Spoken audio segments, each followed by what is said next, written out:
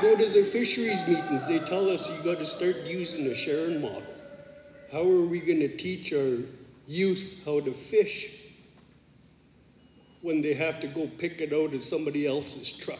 Well, when you have a look at what this open net cage fish farm industry has done globally, they've always had demonstrated an impact on the native species of fish.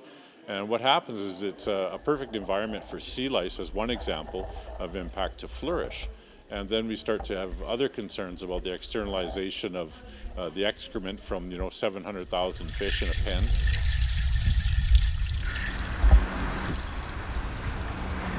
I think there's concern that the farmed fish are having a negative impact on the wild stocks through a combination of sea lice, disease, and possibly genetic dilution. Net pen aquaculture operations raise several conservation concerns. Water flows freely through the pens and can carry waste and chemicals like pesticides into the local environment. In addition, there's the potential threat of disease transfer from the farmed fish to wild fish that swim past the pens. There is some transfer of viruses, and potentially these viruses, that transfer could occur and it could decimate passing wild salmon stocks of several different species, many going to the Fraser River system. And often those salmon farms, of course, are nearby First Nations communities who rely on passing wild salmon stocks. There always will be some part of the First Nations that are concerned about the risk that salmon farms propose to the wild fish. Well, we also understand these risks because fish are fish. All pollution, all of these urbanization, all of this stuff doesn't discriminate between wild fish and farm fish. And the open net pens are doing very well. There's not big disease problems. There's not all these problems that are sort of blown up in the marketplace. So there's no really need to put them on land. So as a farmer that actually has both on land and net pen, I think that's a well-integrated company in the future will use both pieces of this technology.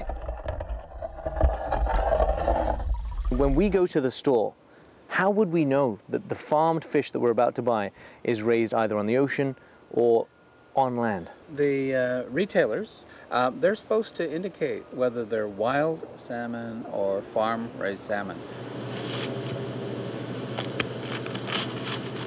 We do carry some inland closed containment fish. So we have steelhead and we have rainbow trout because there's no commercial fishing on those.